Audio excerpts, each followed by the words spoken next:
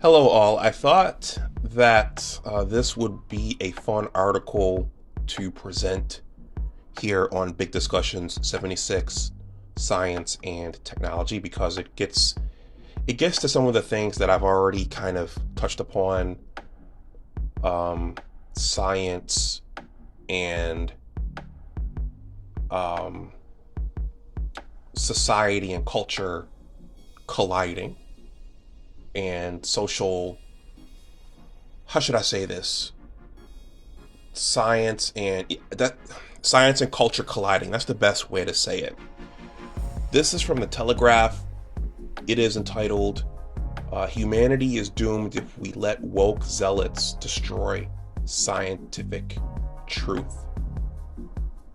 And science, now that I think about it, science in the past has typically collided with other areas, economics, religion, politics. So that's not new. Anyway, again, this was written by Zoe Strempel, and it was published on March 4th. I thought it would be interesting to discuss here. Okay, in 2012, enrolled on a gender studies MPhil, I was shocked to discover a body of feminist thought that claimed that science itself, as in the natural sciences, is patriarchal and sexist. Admittedly, some of the arguments were rather fun, if clearly bonkers. My favorite was the idea that science is a metaphorical rape of nature, plundered for male Western kicks and the drive to dominate. Other arguments were less mad. It's not too outlandish to think that the mostly male researchers who created the disciplines of biology and psychology inevitably shaped them around male concerns. This had and still has to some degree a bearing on how things like women's brains, evolution, hormones, and physical capacity are studied. Evidently, then, science is to some extent guided by the questions we ask of it and our interpretations of the results. And of course, there are debates over those interpretations. And there are explanations that are proved false and improved upon and again discredited. But that does not mean that the results themselves, the data, the natural occurrences singled out for study, are just another subjective realm. A cell is a cell. A bacteria count is a bacteria count. The laws of thermodynamics are the laws of thermodynamics. The job of science and maths is to get closer to what is true, not in a relative way, only of benefit to quote-unquote privileged groups, but full stop. Scientific knowledge about the natural world is not Western or white or gendered. Thanks to the ongoing spread of woke philosophy, however, the consensus which gave the world antibiotics, aeroplanes, vaccines, IVF, televisions, computers, and an understanding of evolution, DNA, and all the other bedrocks of modern medicine, safety, speed, comfort, and entertainment, is fraying. Consider how under former Kiwi Prime Minister Jacinda Ardern, New Zealand's government wanted to put the indigenous Mataranga Maori, or ways of knowing, on the school science curriculum, effectively presenting it as equivalent to science. As the evolutionary biologist Richard Dawkins, who recently returned from a speaking tour of the country, pointed out last week, New Zealand children will be taught the true wonder of DNA, while being simultaneously confused by the doctrine that all life throbs with a vital force conferred by the Mother Earth and the Sky Father. Origin myths are haunting and poetic, but they belong elsewhere in the curriculum. The idea of teaching ways of knowing as a science has still not been quashed, to the misery of many in New Zealand, including those of Maori descent. Ardern and her government were fatally attracted to the doctrine of woke, and this predictably left the country strewn with its sinister traces.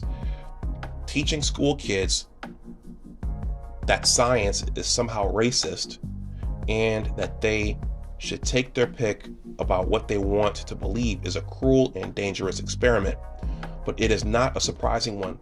Look at how efficiently the rise of intersectionality, which demands the sacrifice of reality on the altar of competing oppressions, has maligned the tenets of basic biology as no more than a regressive and transphobic conspiracy of, you guessed it, cisgendered males. This has led to outcomes like the over-hasty prescription of puberty-blocking or cross-sex hormones to children confused about their gender identity in a society that all but instructs them to be confused about it. It has led to medics in the United States and the United Kingdom being frightened of using the word woman. American universities, meanwhile, devote pages and pages to the apparent new job of science to be anti-racist.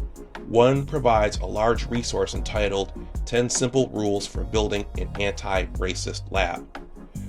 In 2021, notoriously, Ivy League students at Cornell University were offered a course entitled Black Holes, Race, and the Cosmos, which gave students the chance to mull the following.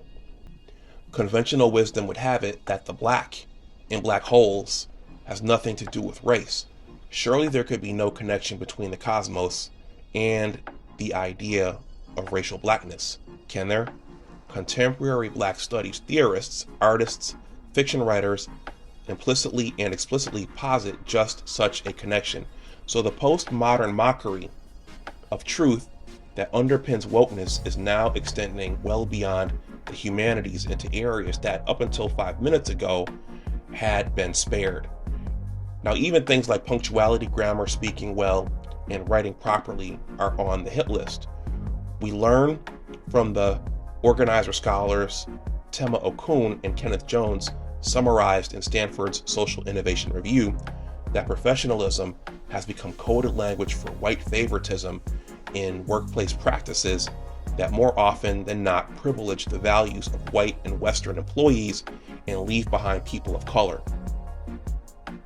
In the doc are dress code, speech, work style, and timeliness.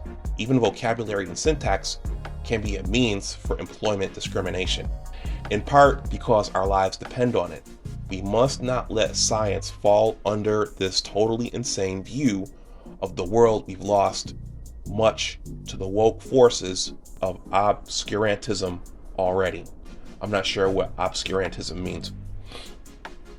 But a world in which it is not only possible, but actively encouraged to strip science of its epistemological integrity, the quest for what is true and what is possible, and to treat it as though it were merely yet another discussion of people's feelings or a political platform for condemning racism and transphobia, is a world that is not destined to last very long. Okay, that link is below in the description box. I thought this would be an interesting read. As I stated before, I was I was confronted with the question by someone, do I believe in science? And I am a scientist. And there is a slide that I've used in my live streams to kind of address what science is. I pulled that from another talk in another stream, but I think it outlines it pretty well.